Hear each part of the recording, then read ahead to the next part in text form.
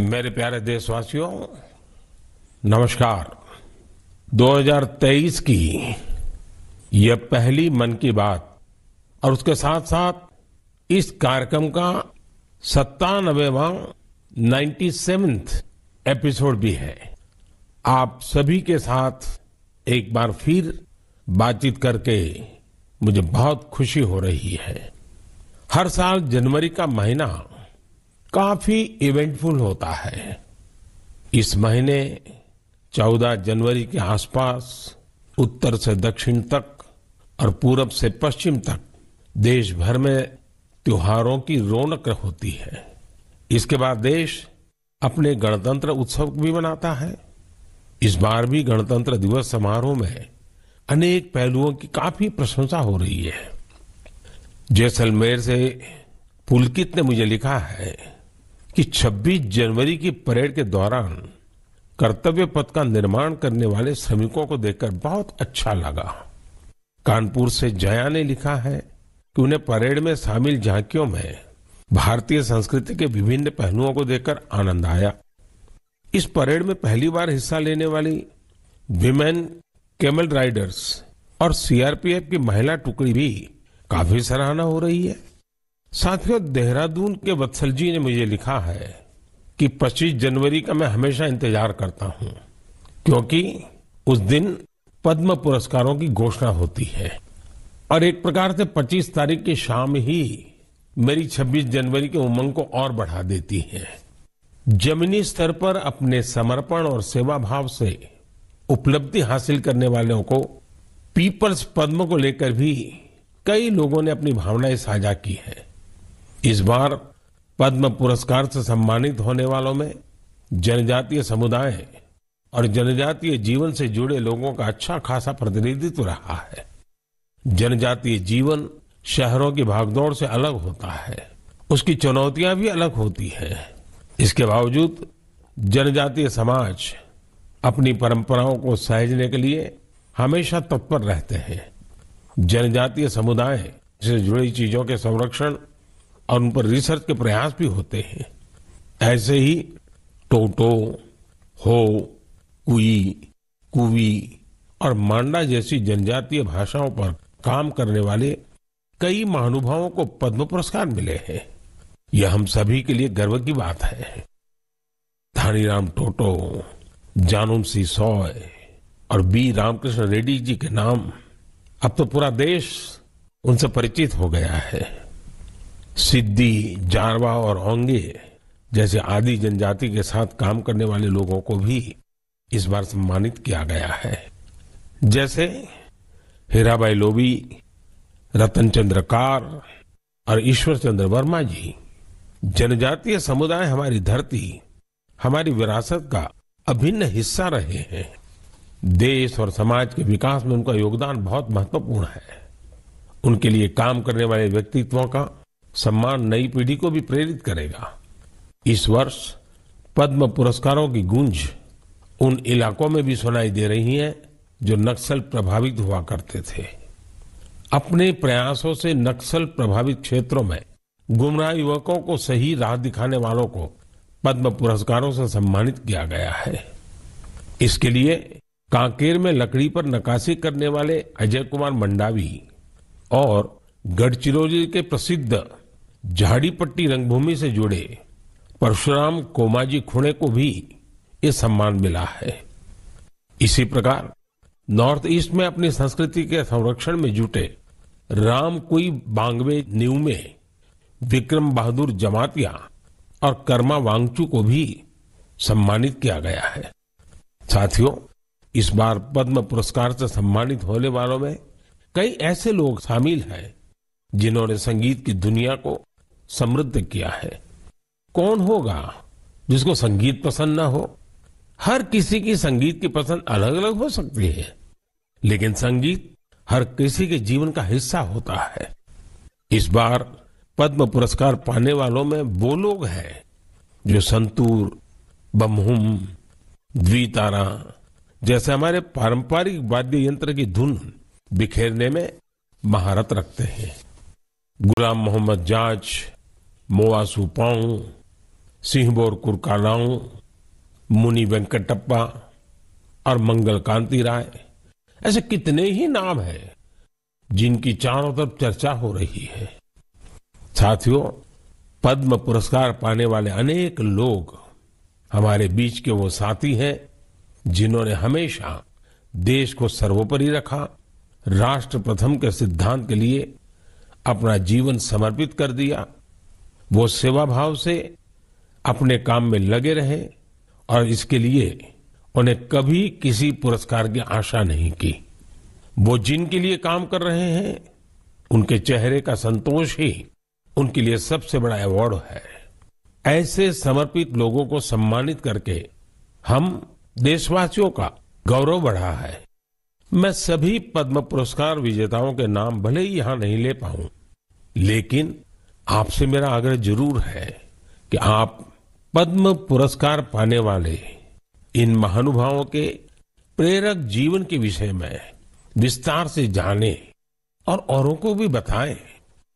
साथियों, आज जब हम आजादी के अमृत महोत्सव के दौरान गणतंत्र दिवस की चर्चा कर रहे हैं, तो मैं यहाँ एक दिलचस्प किताब का भी जिक्र करूंगा। कुछ हफ्ते पहले ही मुझे मिली इस बुक में एक बहुत ही इंटरेस्टिंग सब्जेक्ट पर चर्चा की गई है। इस बुक का नाम India the mother of democracy है और इसमें कई बेहतरीन एसेज है। भारत दुनिया का सबसे बड़ा लोकतंत्र है और हम भारतीयों को इस बात का गर्व भी है कि हमारा देश मदर ऑफ डेमोक्रेसी भी है। लोकतंत्र हमारी रगों में है, हमारी संस्कृति में है। सदियों से यह हमारे कामकाज का भी एक अभिन्न हिस्सा रहा है। स्वभाव से हम एक डेमोक्रेटिक सोसाइटी है। डॉक्टर अंबेडकर ने बौद्ध भिक्षु संघ की तुलना भारतीय संसद से की थी।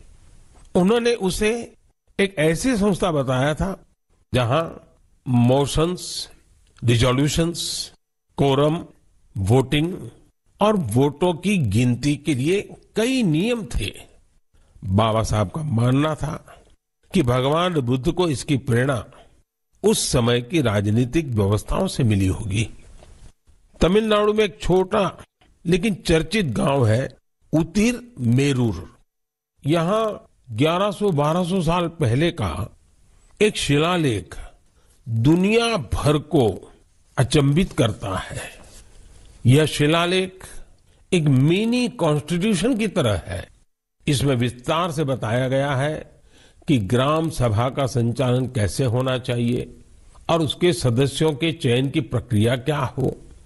हमारे देश के इतिहास में डेमोक्रेटिक वैल्यूज का एक और उदाहरण है 12वीं सदी के भगवान बसवेश्वर का अनुभव मंडपम। यहाँ फ्री डिबेट और डिस्कशन को प्रोत्साहन दिया जाता था। आपको ये जानकर हैरानी होगी कि यह माग्ना कार्टा से भी पहले की बात है।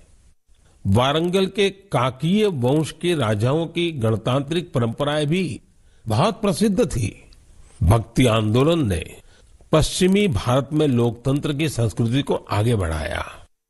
बुक में सिख पंथ की लोकतांत्रिक भावना पर भी एक लेख को शामिल किया गया है जो गुरु नानक देव जी के सर्वसम्मति से लिए गए निर्णयों पर प्रकाश डालता है।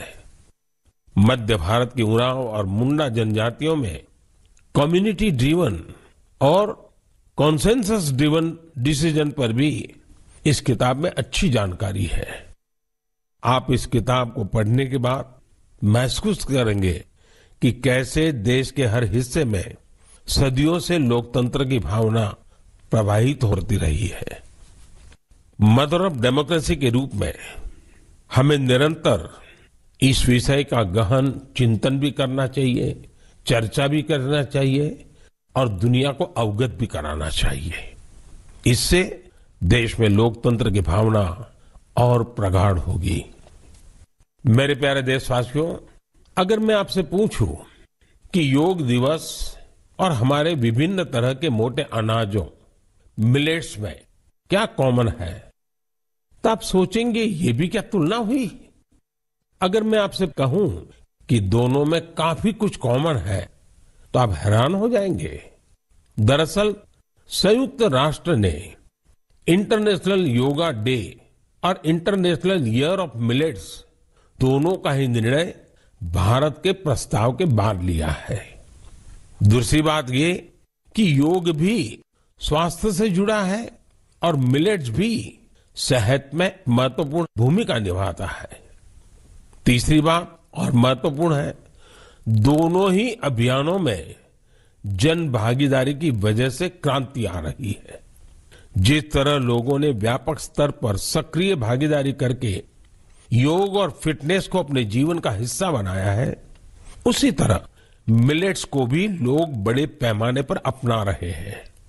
लोग अब मिलेट्स को अपने खान पान का हिस्सा बना रहे हैं। इस बदलाव का बहुत बड़ा प्रभाव भी दिख रहा है।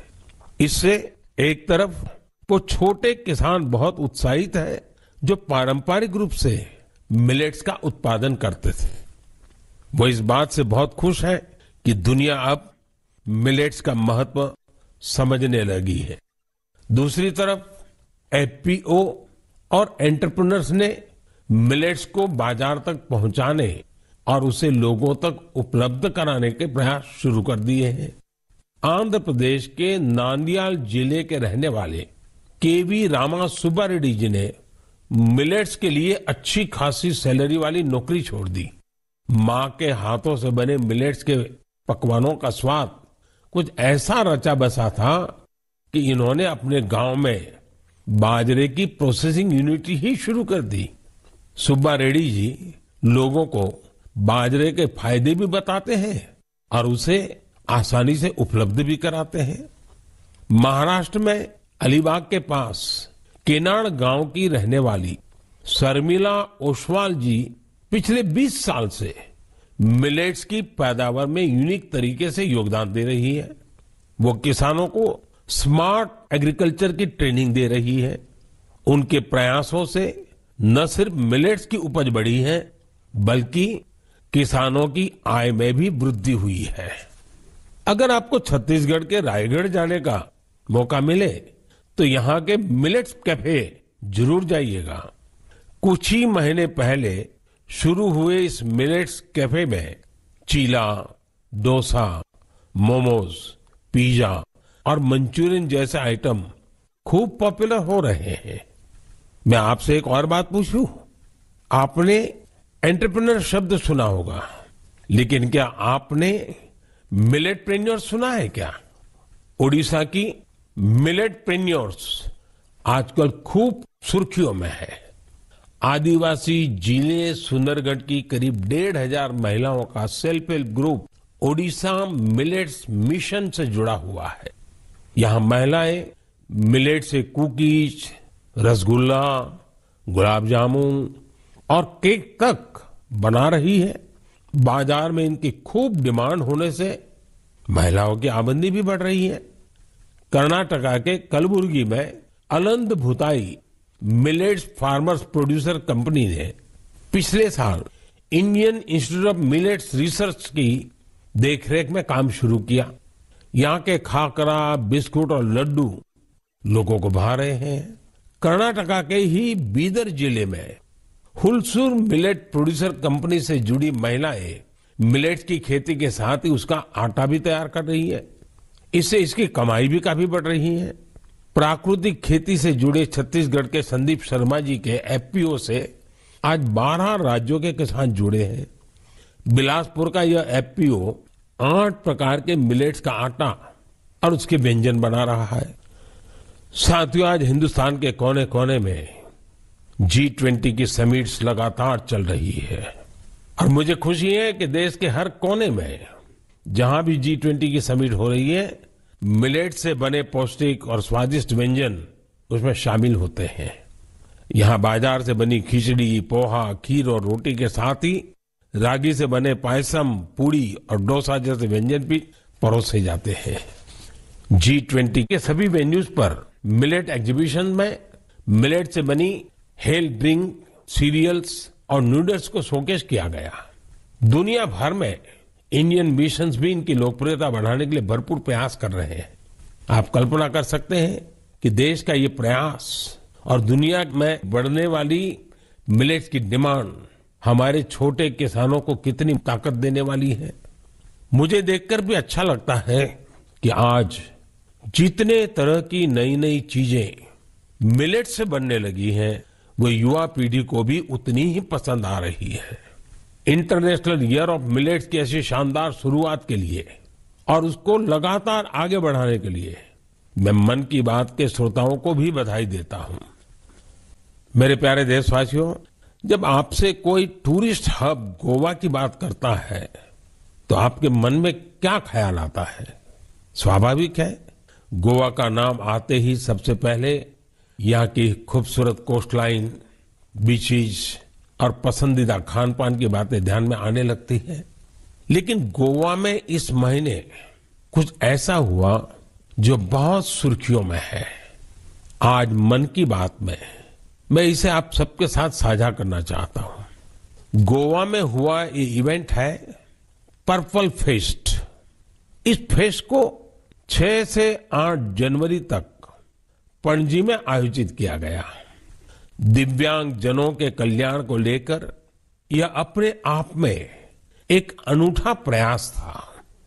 पर्पल फेस्ट कितना बड़ा मौका था, इसका अंदाजा आप सभी इस बात से लगा सकते हैं कि 50,000 से भी ज्यादा हमारे भाई बहन इसमें शामिल हुए। यहां आए लोग इस बात को लेकर रोमांचित थे कि वो अब मिरामार बीच घूमने का भरपूर आनंद उठा सकते हैं। दरअसल मिरामार बीच हमारे दिव्यांग भाई बहनों के लिए गोवा के एक्सेसिबल बीचेज में से एक बन गया है। यहां पर cricket tournament, table tennis tournament, marathon competition के साथ ही एक डीप ब्लाइंड कन्वेंशन भी आयोजित किया गया। यहां यूनिक बर्ड वॉचिंग प्रोग्राम के अलावा एक फिल्म भी दिखाई गई। इसके लिए विशेष इंतजाम किए गए थे ताकि हमारे सभी दिव्यांग भाई बहन और बच्चे इसका पूरा आनंद ले सके। पर्पल फेस्ट की एक खास बात, इसमें देश के प्राइवेट सेक्टर की भागीदारी भी रही। उनकी ओर से ऐसे प्रोडक्ट्स को शोकेस किया गया जो दिव्यांग फ्रेंडली है। इस फेस्ट में दिव्यांग कल्याण के प्रति जागरूकता बढ़ाने के अनेक प्रयास देखे गए। पर्पल फेस्ट को सफल बनाने के लिए मैं इसमें हिस्सा लेने वाले सभी लोगों को बधाई देता हूं। इसके साथ ही उन वॉलंटियर्स का भी अभिनंदन करता हूं जिन्होंने इसे ऑर्गेनाइज करने के लिए रात दिन एक कर दिए। मुझे पूरा विश्वास है कि एक्सेसिबल इंडिया के हमारे विजन को साकार करने में इस प्रकार के अभियान बहुत ही कारगर साबित होंगे। मेरे प्यारे देशवासियों, अब मन की बात में मैं एक ऐसे विषय पर बात करूंगा जिसमें आपको आनंद भी आएगा, गर्व भी होगा और मन कह उठेगा, वाह भाई वाह, दिल खुश हो गया। देश के सबसे पुराने साइंस इंस्टीट्यूशंस में से एक बेंगलुरु का इंडियन इंस्टीट्यूट ऑफ साइंस यानी IISc एक शानदार मिसाल पेश कर रहा है। मन की बात में मैं पहले इसकी चर्चा कर चुका हूं कि कैसे इस संस्थान की स्थापना के पीछे भारत की 2 महान विभूतियां जमशेदजी टाटा और स्वामी विवेकानंद की प्रेरणा रही है। तो आपको और मुझे आनंद और गर्व दिलाने वाली बात यह है कि साल 2022 में इस संस्थान के नाम कुल 145 पेटेंट्स रहे हैं। इसका मतलब है हर 5 दिन में 2 पेटेंट्स। ये रिकॉर्ड अपने आप में अद्भुत है। इस सफलता के लिए मैं IISc की टीम को भी बधाई देना चाहता हूं। साथियों, आज पेटेंट फाइलिंग में भारत की रैंकिंग 7वीं और ट्रेडमार्क्स में 5वीं है।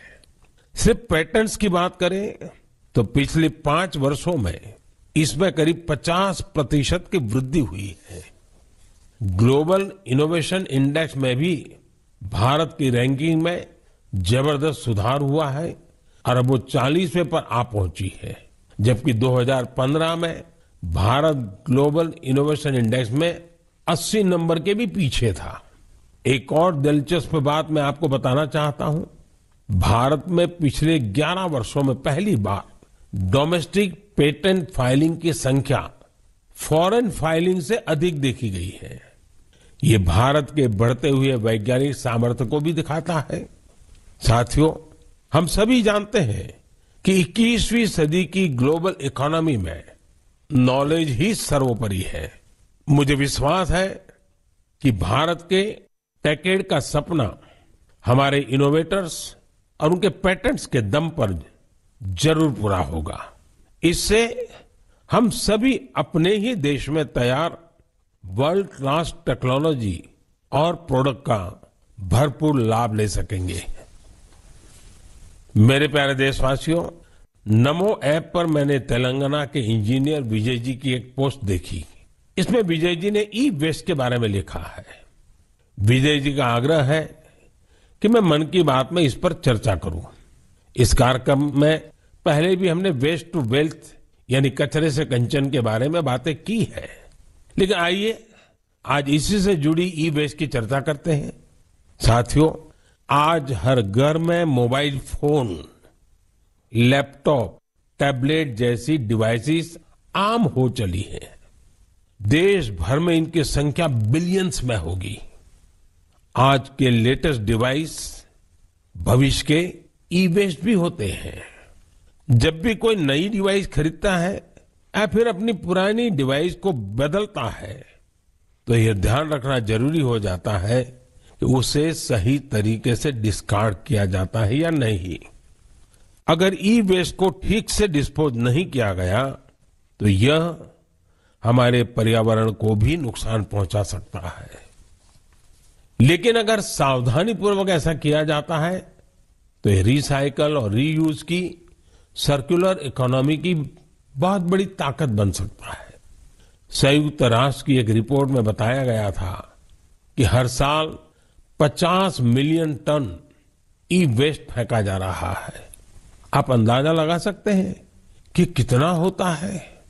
मानव इतिहास में जितने कमर्शियल प्लेन बने हैं उन सभी का वजन मिला दिया जाए तो भी जितना ई वेस्ट निकल रहा है उसके बराबर नहीं होगा। ये ऐसा है जैसे हर सेकंड 800 लैपटॉप फेंक दिए जा रहे हो।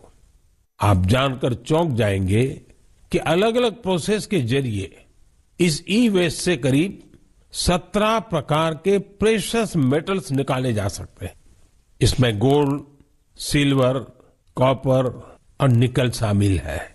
इसलिए ई वेस्ट का सदुपयोग करना कचरे को कंचन बनाने से कम नहीं है। आज ऐसे स्टार्टअप्स की कमी नहीं जो इस दिशा में इनोवेट काम कर रहे हैं।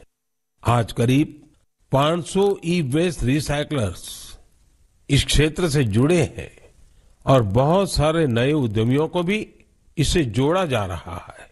इस सेक्टर ने हजारों लोगों को सीधे तौर पर रोजगार भी दिया है।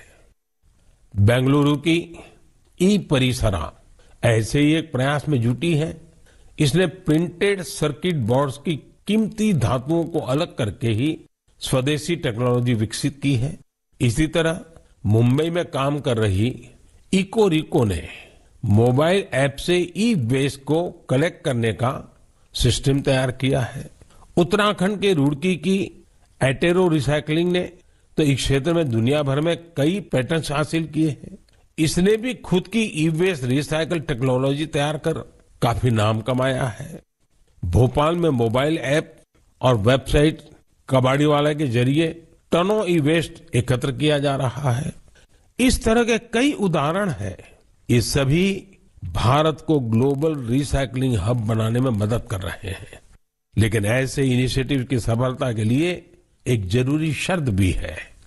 वो ये है कि ई वेस्ट के निपटारे से सुरक्षित उपयोगी तरीकों के बारे में लोगों को जागरूक करते रहना होगा।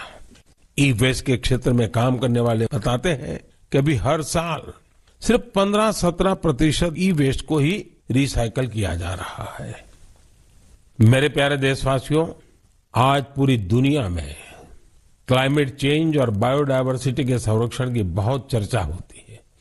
इस दिशा में भारत के ठोस प्रयासों के बारे में हम लगातार बात करते रहे हैं।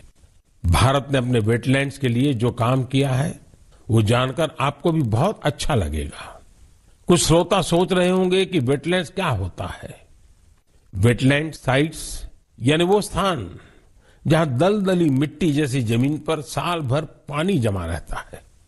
कुछ दिन बाद 2 फरवरी को ही वर्ल्ड वेटलैंड्स डे है।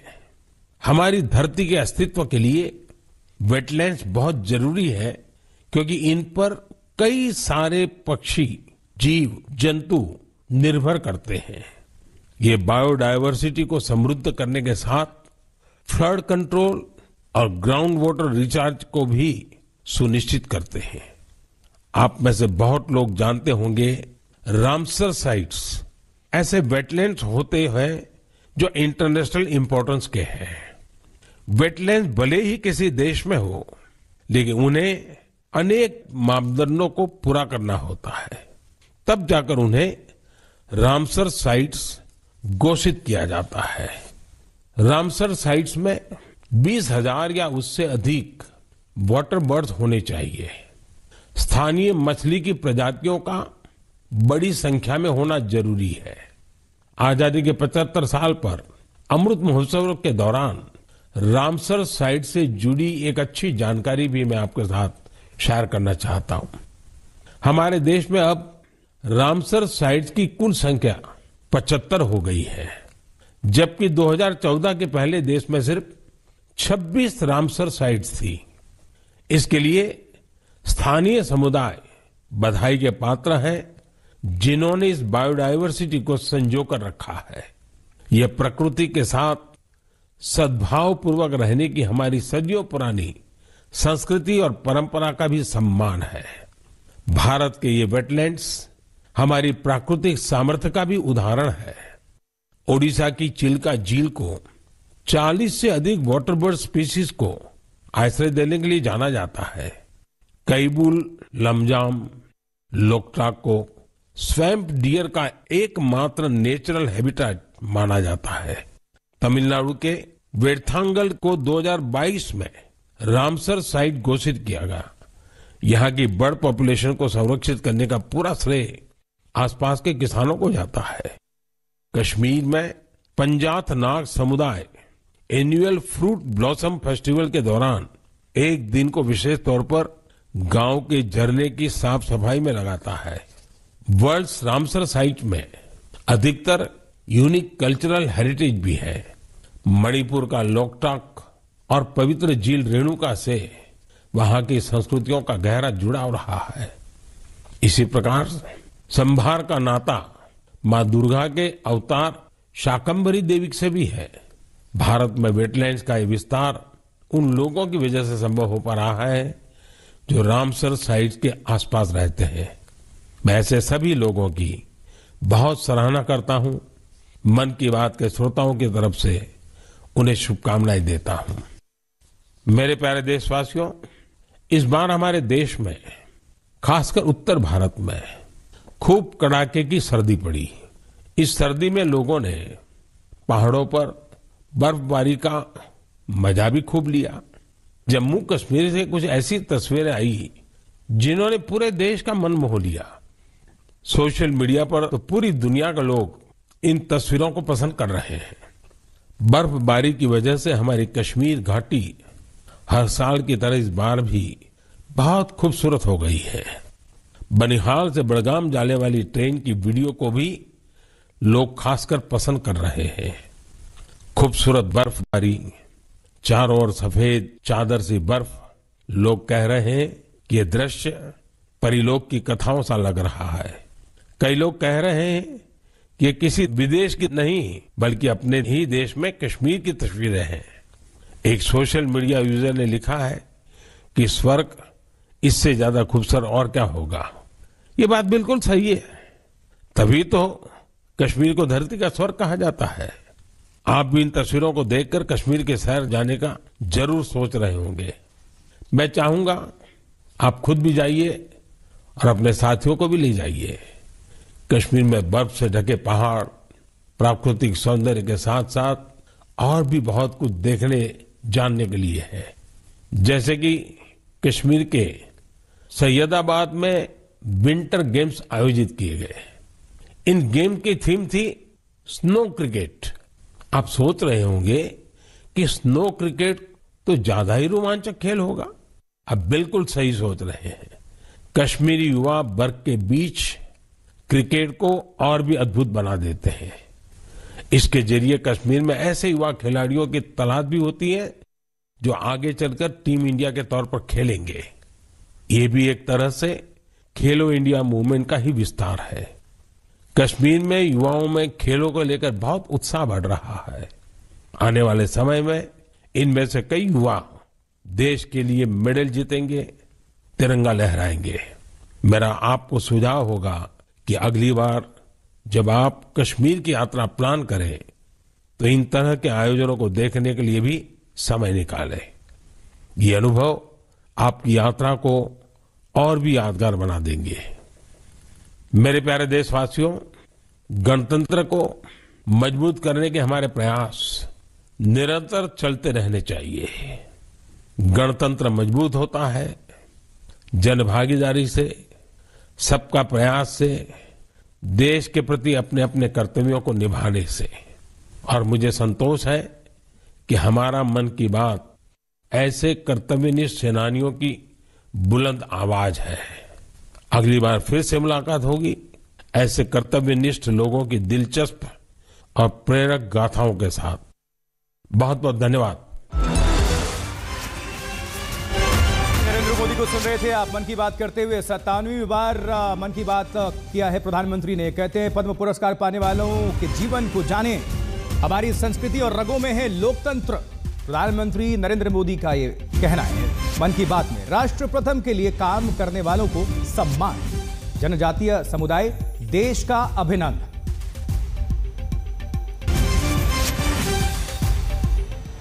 और अब बात कश्मीर की, क्योंकि लाल चौक पर तिरंगा।